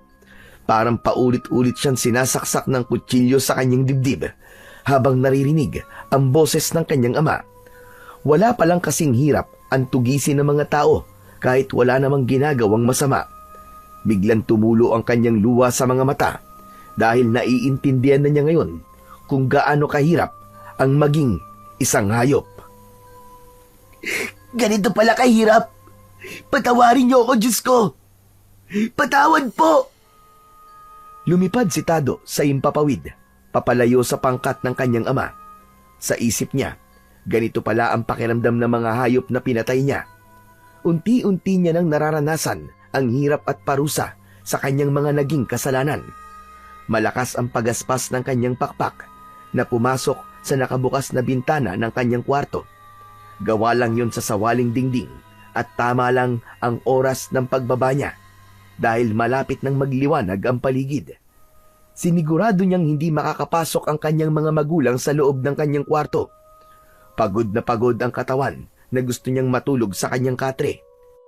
Ngunit sa hindi inaasahan, pati ang estilo sa pagtulog ng isang paniki ay nakuha niya rin. Kailangan niyang lumambiti ng patiwarik sa kanilang bubong para makatulog siya ng maayos. Talagang nahihirapan siyang tanggapin ang bago niyang itsura at kakayahan. Ultimo ang galaw ng mga insekto sa kanyang paligid ay naririnig din niya. Matalas din ang kanyang pangamoy, maging ang kanyang pakiramdam na kahit malayo sa kanya ay alam niya kung ano ang mga pinag-uusapan. Kaya alam niyang wala pa ang kanyang ama. Nag-aalala siya na baka bigla ang mga ito na atakihin ng taong pusa at patayin. May hinang yugyug sa balikat ang nagpagising sa natutulog na si Tado. Naramdaman niya ang palad ng kanyang ama at ng kanyang inang nakatayo sa kanyang hinihiga ang saig na gawa sa tabla ng kahoy. Hindi niya alam kung paano siyang nakarating sa saig. Mabuti na lang at nakabalik na siya sa dati niyang anyo na pagiging isang tao. Yumakap siya ng maigpit sa kanyang ama at ina na labis namang ipinagtaka ng mga ito. Aba anak, ano ba nangyari sa'yo ha? Ang buong akala ko ay naiwan ka sa bundok. Sobrang nag-alala si Aser sa'yo. Ilang beses siya nagpabalik-balik sa gubat para hanapin ka. Paano ka nakauwi? Tay, patawarin niyo po ako. Patawarin niyo po ako sa lahat po ng mga nagawa kong kasalanan. Diyos kong bata ito. Muntik na akong atakihin sa puso sa paghahanap sa'yo. Nandito ka lang pala. Pagkatapos makikita na kita rito sa sahig na natutulog. Teka, natakot ka ba sa sinabi ko sa'yo kahapon na mag-uusap tayo? Sabihin mo nga. Hindi po, Tay. Alam ko na po ngayon na mali ako. Alam ko na po na naging masamang bata po ako. Muling yumakap si Tado sa kanyang ama. Hindi niya alam kung paano siyang magsisimula sa kanyang misyon habang itinatago ang kanyang totoong itsura sa mga ito. Mabilis na lumipas ang oras at sumapit na nga ang gabi. Hindi niya nakita si Aser kahit alam na nitong nasa bahay na siya at ligtas siyang nakauwi. Masasakit din ang sinabi niya rito at tinapos ang pagiging magkaibigan nila dahil sa kanyang kasamaan. Naramdaman ni Tado ang pananakit ng kanyang ulo. Pamilyar yun sa kanya dahil nagsisimula na ulit tumubo ang mga balahibo niya sa katawan hanggang sa maging isang paniki siya.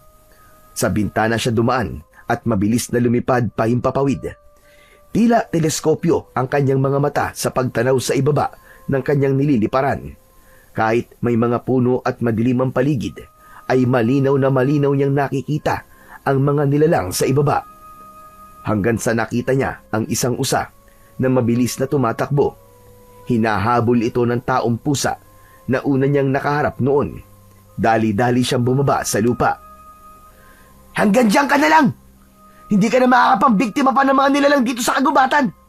Dahil ako na makakalaban mo! Dahil sa takot ng usa, ay nahulog ito sa malalim na tubig sa ilog na nasa likuran niya.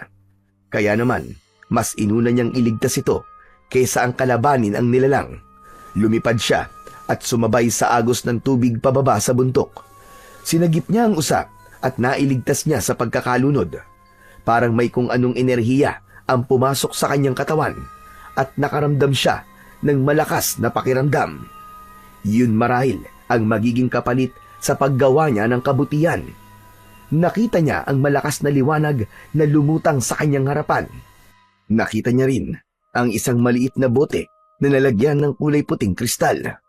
Naisip niyang doon papasok ang lahat ng mga buhay na naililigtas niya bilang pagpupuno sa pagtupad niya sa misyon. Saka muli yung naglaw sa kanyang paningin. Lumipad siyang pabalik sa kinaroroonan ng aswang, ngunit wala na ito. Maya-maya pa ay nakarinig naman siya ng isang tunog na parang napupunit na laman ng tao. Sinundan niya ang tunog mula sa kakawyan. Paglapat ng kanyang mga paa sa likod ng puno ng santol, ay nakita niya si Aling Dusing. Napataklob siya ng kanyang palad sa sarili niyang bibig dahil hindi siya makapaniwala sa kanyang natuklasan. Hindi maaari! Si Aling Dusing! Isa pala siyang manananggal! Diyos ko! Hindi ko alam na marami na palang masasamang elemento na ninirahan sa agubatang ito. At teka! Sandali! Anong kinukuha niya sa makapal na damong yun? Umangat ang kanyang paa sa lupa upang lapitan ng tahimik ang abalang manananggal sa pagkuha sa bagay na nakabalot sa tela ng lampin. Ganun na lamang ang panlalaki ng kanyang mga mata nang makita ang isang natutulog na sanggol. Gusto nitong lapitan ang katawan ng bata, kaya naman mabilis siyang sumugod ng lipad dito at kagad na inatake ang likod nito para pigilan ito sa paglapa sa sanggol. Gamit ang kanyang matutulis na kuko, ay mabilis niyang ibinaon yun sa likod ni Aling Dusing. Sinira niya ang pakpak nito at sinipa niya ang kalahati nitong katawan sa pamamagitan ng pagpapatumba niya rito sa lupa. Nabitiwan ang sanggol at kagad niya iyong nasalo. Saka bago pa ito bumagsak sa lupa, ay nasipa na niya ang kalahating katawan ni Aling Dusing. Umalingaw-ngaw ang malakas nitong pagsigaw na punong-puno ng galit dahil sa sakit. Muli niya itong inatake at ibinaon ang kuko sa leeg nito. Nagkikikisayang manananggal hanggang sa mamatay ito.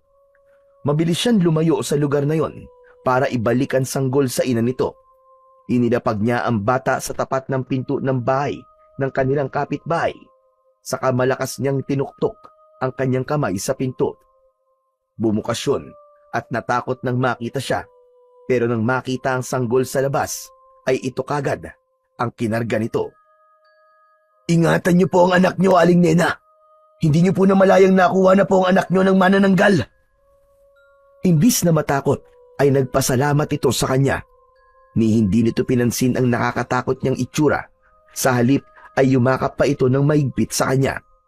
Bago nito tuluyang isinara ang pinto. Muling lumitaw ang maliwanag na bote at nalagyan yun ng kristal. Nagpaikot-ikot si Tado sa himpapawid habang nagmamatsyag sa mga puno sa ibaba. Patuloy siya sa pagroronda hanggang sa tumilaok ang mga manok. Indikasyong malapit ng sumikat ang haring araw at magbabalik na siya sa kanyang anyo. Maingat siyang bumaba sa lupa sa likod ng kanilang bahay sa poultry ng mga manok, kasabay ng pagbabago rin ng kanyang anyo bilang isang tao. Akma na siyang tatayo nang marinig niya ang boses ng kaibigan niyang si Aser. Tado? Tado, ikaw yan? Isa kang... Aser, nakita mo ako? Oo. At kitang-kita ko ang itsura mo na parang isa kang taong paniki. Anong nangyari sa'yo? Hindi na napigilan ni Tado ang hindi maluwa nang magtanong si Aser. Ipinaliwanag niya rito ang mga nangyari. Hindi na siya nagtago pa tungkol sa totoo niyang misyon. Ikinuwento niya rito kung ano ang nangyari sa kanya sa gubat. Pinarusahan ako na nag-aalaga sa kulay puting paniki na pinatay ko.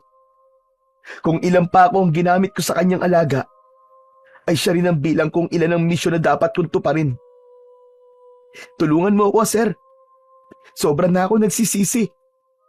Hindi ko alam kung bakit nangyayari to sa akin. Kailanman ay hindi ako nagkulang sa iyo ng pagpapaalala, Tado. Magsilbing aral na sana sa ito na ang mga nilalang na may buhay sa mundo ay may karapatang mabuhay katulad nating mga tao. Paano na ngayon?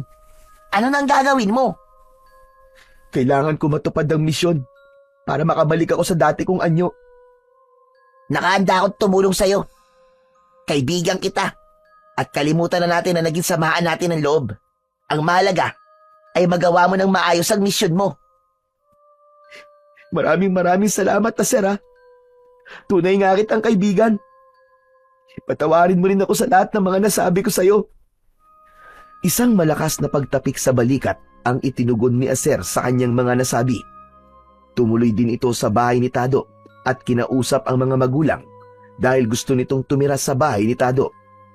Dati nang inaampon ng kanyang mga magulang si Aser dahil wala na nga itong mga magulang at sa simbahan lang nakatira. Umaasa sa alay ng pagkain ng mga tao para sa pari at sa simbahan. Bigla na nitong tinanggap ang alok dati ng kanyang ama. Ikaw lang naman na sir ang ayaw nun eh. Salamat naman at tinanggap mo na ang alok ko. Siguro naman, kapag magkasama na kay Tado, ay magbabago na siya at hindi na siya magiging malupit sa mga hayop. At magkakaroon na rin siya ng paggalang sa mga matatanda. Kapitan, naniniwala naman po ko na hindi po likas na masama ang anak nyo. Kailangan lang po niya ng konting gabay nyo at konting panahon para sa anak nyo. Napansin ko po na abala na po kayo sa mga trabaho nyo. Hindi na po kayo nagkakaroon ng oras para kay Tado. Kaya po siya siguro nagkakaganon dahil naghahanap rin po siya ng atensyon mula sa inyo.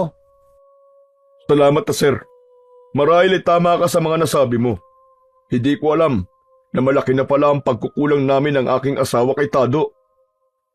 Magsasalita pa sana ang kanyang ama nang biglang dumating ang isang tanod para ibalita ang tungkol sa natagpuan na patay na manananggal sa Kakahuyan. At sinabi na nga nito na si Aling Dusing daw ang manananggal.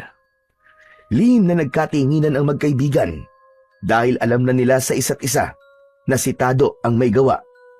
Kasunod ang pagkalat ng balita tungkol sa pagkakaligtas ng taong paniki sa sanggol na anak ni Aling Nena. Hindi raw nito na malayang nadukot na raw ng manananggal ang anak nito sa nakabukas na bintana sa kwarto ng mag-asawa.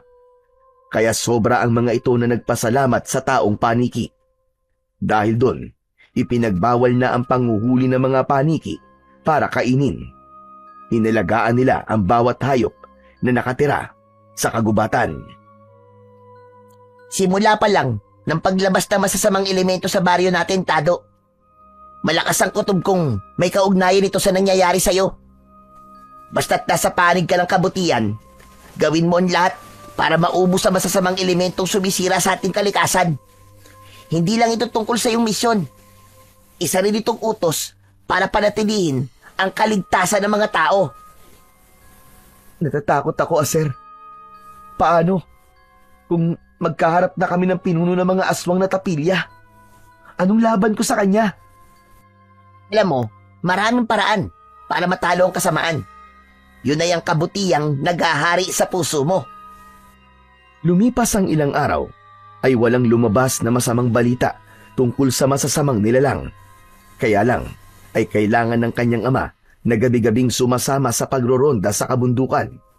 Kasama ang mga tanod nito, at may posibilidad na malalaman din ng kanyang ama ang totoong nangyayari sa kanya. Kaya naman isang gabi, nagmatsyag ang magkaibigan sa likod ng puno ng santol. Nakasunod sila sa mga nagrorondang tanod upang masiguro ang kaligtasan ng mga ito, pati na ang kanyang ama. Kaya lang, hindi niya inaasahan ang madadatnang eksena. Biglang nagkagulo ng suguri ng mga ito ng taong pusa. Ganun na lamang ang panlalaki ng mga mata ni na Aser at Tado nang makita ang mga nilalang na nakatayo sa harapan ng mga tanod at ng kanyang ama. Habang hawak ang mga putol na katawan ng mga tanod, may gumagapang panlalaki na humihingi sa kanila ng tulong, pero dinampot ito ng halimaw, saka kinagat sa leeg hanggang sa tiyan. Parang patay gutom na gutom sa kaning nakahain sa harapan ng mga ito. Nagngungumiyaw pa sa sarap na lasa ng karne ng tao. Tumingin sa kanyang gawi ang taong pusa at hindi siya maaaring magkamali. Ito ang halimaw na una niyang nakaharap. Ngumisi ito sa kanya habang tinutungtungan ng paa ang sugatang tanod ng kanyang ama. Pagmasdan mo, taong paniki, kung ano ang gagawin ko sa mga taong ito. Nakita ko kung paano mo pinatay ang mga alagad ko. Kaya naman, ipapakita ko rin sa'yo kung paano kung papasnagin ang mga taong ito. Hindi mo na ako mapipigilan sa pagpapalaganap po ng kasamaan. Ang dapat sa mga taong kagaya nyo ay burahin na sa mundo. Tumigil ka! Ikaw ang masama! Ikaw ang dapat na binubura sa mundo! Ang dapat sa'yo, pinuputulan ng buntot at sungay! Kilala kita at alam ko kung gaano ka kasama. Pareho naman tayo. Batang lampa. Alam ko ang pagkatao mo, Tado. Tignan mo ngayon ang itsura mo. Masahol ka pa sa halimaw. Isa ka na rin hayop na dapat tirisin at parusahan. Oo, nagkamali ako. Naging masama ako. Pero hindi na ngayon. Simula sa gabing ito, wala nang dadanak na dugo ng mga hayop at ng tao. Pero sisiguraduhin ko sa'yo na dugo mo lang at ng mga alagad mo ang kakalat sa lupang ito. Humanda ka dahil ito na ang magiging katapusan mo. Mabilis na lumipad si Tado papunta sa kinatatayuan ng taong pusa. Binangga niya ang tiyan nito gamit ang kanyang ulo. Bumagsak ito sa lupa habang ang kanya namang ama ay hindi makapaniwala sa kanyang itsura. Mula nang marinig nito ang pangalan ng anak, ay bigla itong natulala habang pinapanood kung paano nakikipagpambuno si Tado sa kalaban. Aser, ilayo mo si tatay rito! Pati na ang ibang mga tanod na sugatan! Bilisan mo! Sumunod sa kanya ang kaibigan. Sakto naman na nakita ni Tado na muling bumangon ng taong pusa para atakihin siya ng kagat sa leeg. Ngunit naiwasan niya yon na parang isang kidlat sa bilis. Bawat pag-atake sa kanya ng kalaban ay nagagawa niyang maiwasan yon. Nakakaganti siya rito ng kalmot sa likod nito. Kaya naman, nagtawag na ito ng mga kasama. Dumating ang mga kauri nitong mga pusa. 2 pusa na halos kasinlaki ng mga aso ang dumating. Nakatayo ang mga ito sa likod ng pinuno ng aswang na tapilya. Lahat ay mapupula ang mga matang nakatingin sa kanyang kinatatayuan. Dumating si Aser na may hawak na sibat. Inihagis nito ang sandata sa kanya at nagawa niya yung masambot. Habang nakaangat ang kanyang paa sa lupa, ay biglang nagsalita ang kaibigan niyang si Aser. Ado, humuni ka na malakas at utusan mo ang iyong mga kauri. Tumawag ka ng tulong sa mga paniki. Hindi mo sila kayang labanan dahil marami sila. Tutulong ako sa iyo, anak. Hindi ko alam kung ano ang totoong nangyayari sa iyo. Pero hindi ako makakapayag na mag-isa ka lang nalalaban sa kanila. Nandito lang kami, anak. Tutulong kaming lahat sa iyo. Lumapit na rin ang ibang mga tanod na may dala ng sibat at sulo. Humarap ang mga ito sa nakatayong mga halimaw habang nasa kanyang likuran. Humuni si Tado ng tunog ng isang paniki at mula nga sa kuweba ng kulay puting paniki, lumabas ang laksalaksang paniki at umikot sa tapat ng kanyang kinatatayuan. Tila naiintindihan ng mga paniki kung ano ang tulong na kailangan niya sa mga ito. Itinaas niya ang sibat at itinutok yon sa mga kalaban. Sugod mga kaibigan kong paniki! Ubusin ang mga nilalang na yan! Patayin ang mga aswang na tapilya! Parang may iisang kilos na sabay-sabay na sumugod ang mga ito papalapit sa mga kalaban. Hindi natinag ang pinuno ng mga aswang. Nakangisi itong naglalaway na ibinuka pa ang malaki nitong bibig. Saka kinagat sa leeg ang kaawa-awang tanod na nasa paanan nito. Maging ang paghawak nito sa putol na braso ay tila pasubsub pa nitong nilantakan. Ibinato yun sa kanilang dalawa ni Aser. Patakbo itong umatake sa kanila habang makikita sa mukha ng halimaw ang tadtad nitong sugat sa balat mula sa mga kagat ng mga paniking umaatake rito. Tinamaan si Tado ng kalmot ng taong pusa sa kanyang dibdib. Subalit nakita niyang naghilom yun at nawala ang sugat. Pinagtulungan ito ng mga paniki hanggang sa nawala na itong makita para umatake sa kanya. Tumalsik ang dugo sa damuhan habang panay ang pagwasiwas ng kamay sa ere. Pinipilit nitong tanggalin ang mga paniking patuloy na umaatake rito. Pesting mga paniki ito! Lumayo kayo sa akin! Layuan niyo ako! Nakawala ang aswang na taong pusa sa pag-atake ng mga paniki. Bigla itong nawala sa kanyang paningin. Nabigla si Tado sa pagsulpot ng aswang sa kanilang harapan. Malalaki ang hakbang ng kanilang mga paa, papasugod sa mga nagkalat na taong pusa. Nagmistulang digmaan ang pagsasalpukang yon ng bawat pangkat. Lahat ay ayaw magpatalo. Walang kasing ingay ang mga sigawan ng mga tanod dahil sa galit. Lahat ay abala sa pakikipaglaban, habang si Tado naman ay kaharap ang pinuno ng mga aswang. Magbabayad kayo sa ginawa niyo sa akin! Biglang nagbago ang anyo ng taong pusa dahil sa mga tinamo nitong mga sugat sa katawan. Bumalik ito sa anyo bilang isang tao. Hindi kagad nakapagsalita si Tado dahil nakilala nila kung sino ang taong pusa. Lolo Sedoy! Kayo ang aswang na tapilya! Kasalanan mo ito, Tado. Pinatay mo ang anak ko. Totoo ko sang anak na nagkanyong pusa lamang. Nagbabago na sana ako. Nagsisikap na sana akong huwag manakit ng tao. Ngunit pinilit mo ko. Pinatay mo ang anak ko. Kaya naman, ako ang papatay sa'yo para sa katarungan sa ginawa mo sa aking anak. Patawarin niyo po ako. Hindi ko sinasadya, Lolo Sedoy. Hindi ko po alam na aabot sa ganito ang mga nagawa kong kasalanan. Tumahimik ka! Huli na para sa paghingi mo ng tawad. Nagkaroon ka na sana ng pagkakataon para humingi ng tawad sa ginawa mo. Hindi na sana ako umabot sa ganito. Nakapatay na ako ng tao. Nakagawa na ako ng kasalanan ng dahil sa'yo. Ngayon, ipapalasap ko sa'yo ang ibig sabihin ng kamalasang sinasabi ko!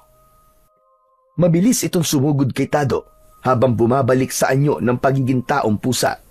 Magkakasunod na suntok sa kanyang sikmura ang ginawa nito. Bakas ang matinding galit sa mamupula nitong mga mata habang nararamdaman niya ang masakit na pagtama ng kamao nito sa kanyang tiyan.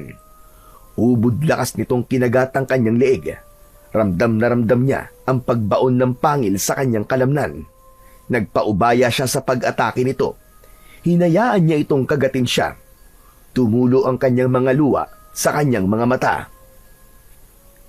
Kung kamatayan ko po magsisilbing kabayaran sa buhay ng anak niyo, sige lang po at gawin niyo na. Mawala lang po ang bigat at sakit sa dibdib niyo. Patawarin niyo po ako, Lolo Sedoy. Huli ko na po naisip na mali talaga ang nagawa ko. Sana po, mapatawad niyo pa ako. Habang nakabaon ang pangil ni Lolo Sedoy sa kanyang leeg, ay hinayaan niyang atakihin nito ang kanyang mga kauring paniki. Ang mga ito mismo ang gumanti para sa kanya. Hindi niya na nagawang mapigilan ang mga kasama para patayin si Lolo Sedoy. Sa dami ng tama nito sa katawan, ay bumagsak ito sa lupa, pati si Tado. Pasigok-sigok siyang nagtataka dahil hindi humihilom ang kanyang sugat. Inabot ang kamay ng matanda para humingi ng tawad. Hanggang sa huli nitong hininga. Kinapitan niya ito ng maigpit habang tumutulo ang kanyang luha.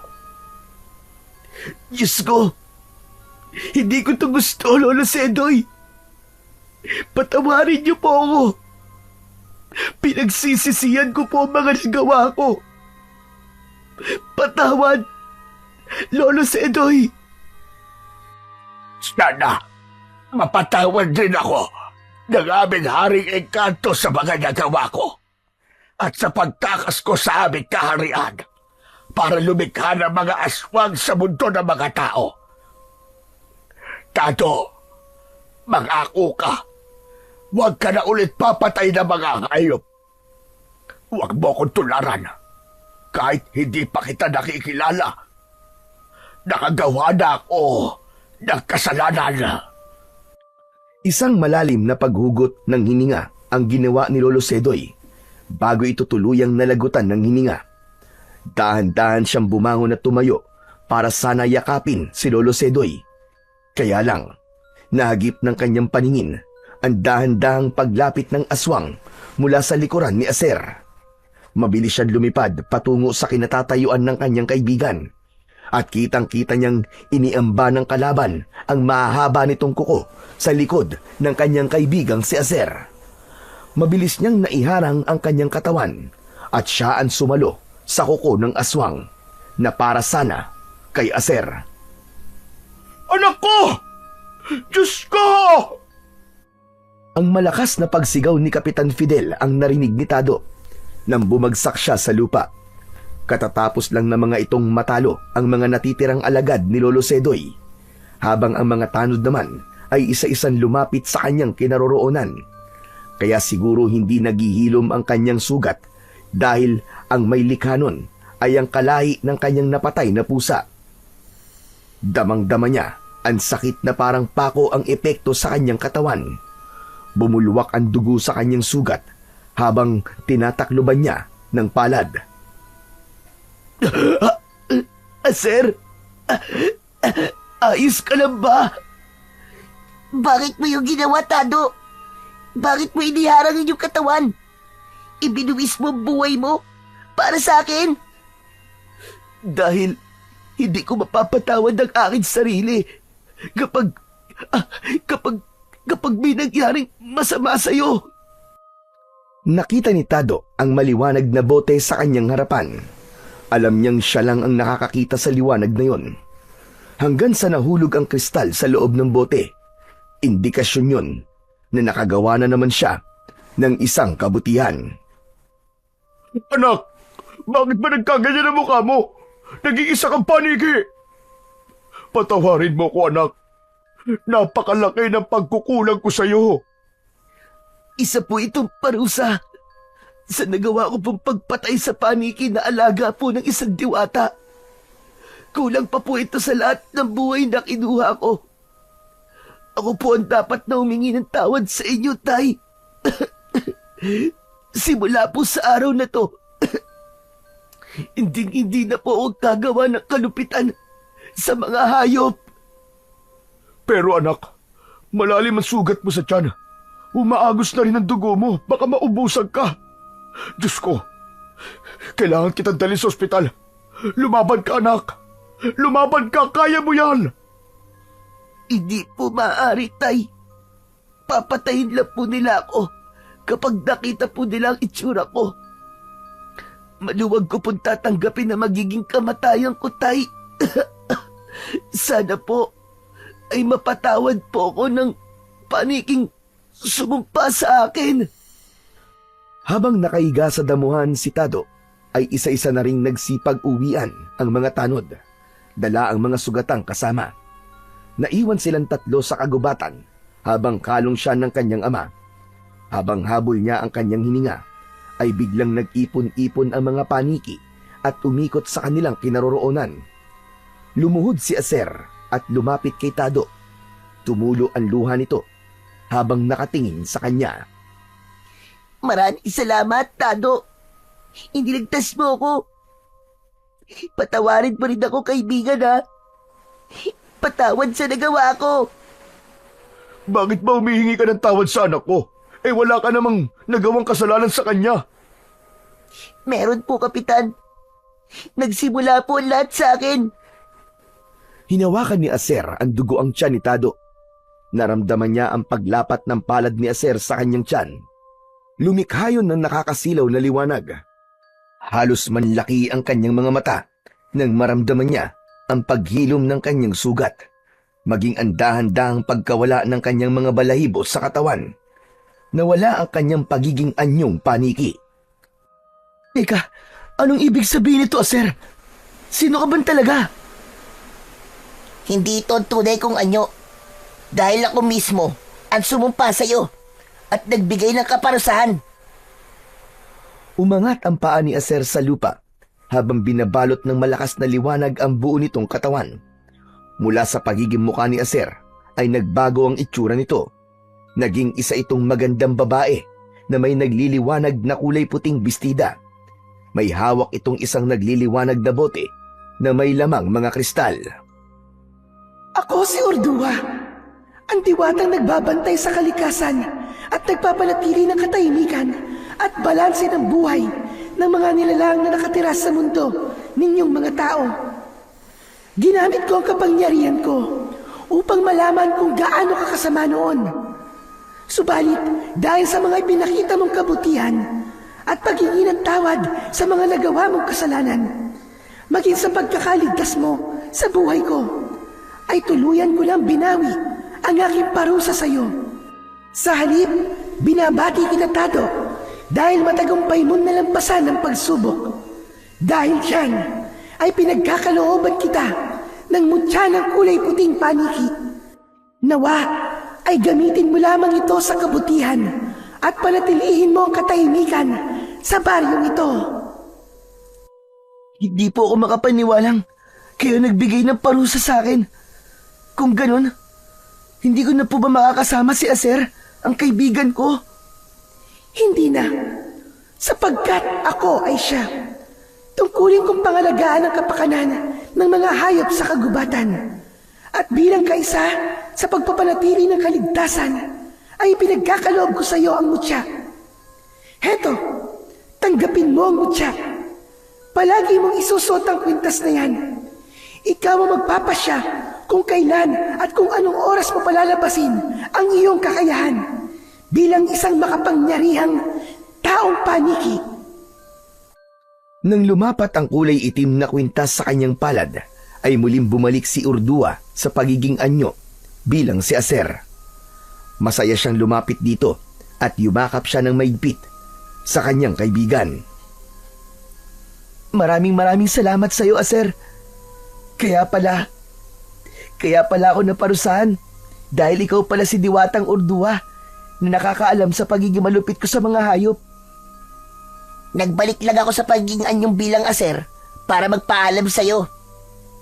Ngayon, ay alam mo na totoo ang mga elemento. Sana ay hindi ka na ulit maliligaw ng landas, lalong-lalo na po sa inyo, Kapitan Fidel. Marami pong salamat.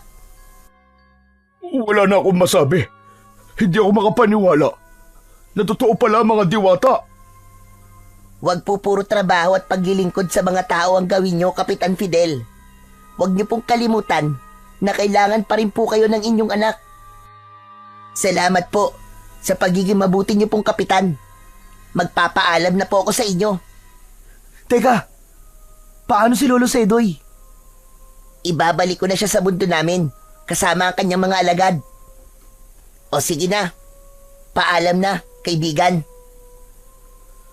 Muling bumalot ang liwanag sa katawan ni Aser at bumalik na ito sa pagiging kulay puting paniki, kasama ang mga paniking kulay itim. Naglaho ang mga patay na taong pusa, saka naman isinuot ni Tado ang kanyang kwintas at niyakap ang kanyang ama. Binabati kita, anak. Nalampasan mo ang pagsubok sa iyo ng diwata. Dininig na rin ng Diyos ang matagal ko ng pinagdadasal na sana ay mamulat ka na sa katotohanan at maging mabuting tao. Umuwi na po tayo, Tay. Baka po kasi nag-aalala na po si nanay sa atin. O sige, mabuti pa nga anak at umuwi na tayo. Akma na sanang hahakbang si Tado nang makita niya ang naipit na paniki sa sanga ng kahoy. Hindi ito makaalis. Ay, sandali lang po, Tay. Naiwan po ni Diwatang Urdua ang kanyang alaga. Tutulungan ko lang po sandali. Sige anak. Nilapitan niya ang paniki at maingat niya tong inalis sa pagkakaipit.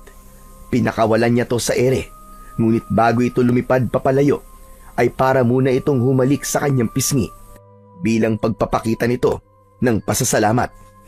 Hindi niya akalain na ganito pala kasarap sa pakiramdam ang tumulong sa mga nilalang na nangangailangan ng kanyang tulong. Ipinagpatuloy nilang mag-ama ang paglalakad pauwi sa kanilang tahanan. Simula sa araw na to anak, uunahin nating alagaan ang kalikasan. Tutulungan kitang panatilihin ang katahimikan sa baryo ng Agripasyon. Maraming salamat po, Tay. Lalo na po sa ating Panginoon. Dahil hindi po niya ako pinabayaan. Totoo po talaga ang kasabihang hindi nagbibigay ang Diyos ng pagsubok nang hindi natin kayang solusyonan. Hanggang sa kasalukuyan ay tangan pa rin ni Tado ang mutya ng kulay puting paniki. Dala ang isang malaking aral na kanyang natutunan. Ang bawat hayop ay may buhay, may pakiramdam, at may karapatang mabuhay ng malaya nang walang takot. Hindi natin sila dapat ituring na mga laruan o bagay na walang halaga. Sa halip, dapat natin silang protektahan at igalang. Ang batas ukol sa pangangalaga ng hayop ay naririyan upang tiyakin na ang bawat nilalang ay nabubuhay ng may dignidad. Ngunit higit sa batas, ang pagbabago ay magsisimula sa ating puso, sa ating pagpapahalaga at malasakit sa kanila. Kaya't sa bawat pagkakataon, piliin po natin ang pagiging mabuting tao. Huwag tayong magiging sanhi ng pagdurusa ng iba pang nilalang sa mundo. Sa halip, maging tagapagtanggol tayo ng kanilang karapatan. Sapagkat sa paggalang natin sa buhay ng hayop, ipinapakita rin natin ang tunay na halaga ng ating pagiging tao. Ang mundong ito ay tahanan ng lahat. Hayaang mabuhay ng malaya ang ating mga kapatid sa kalikasan at pairalin ang pagmamahal sa bawat nilalang ng ating Panginoong Diyos na may kapal. Mga idol, sana po ay nagustuhan nyo ang ating kwento. Ngayon naman po, ay dumako na po tayo sa inyong pinaka-request at pinakahihintay na shoutout portion. Ano pa pong hinihintay natin? Ito na po. Shoutout po kay Lilibet Perez, Bordio Janis, Chinita Madrona, Brittany R3Q, Yoli Lunas, Mario Andaya, Rosie De Mesa, Lilia Pakingan from Kuwait, IC Rivera, Charlene Utyu from Taiwan, Tistis from Hong Kong.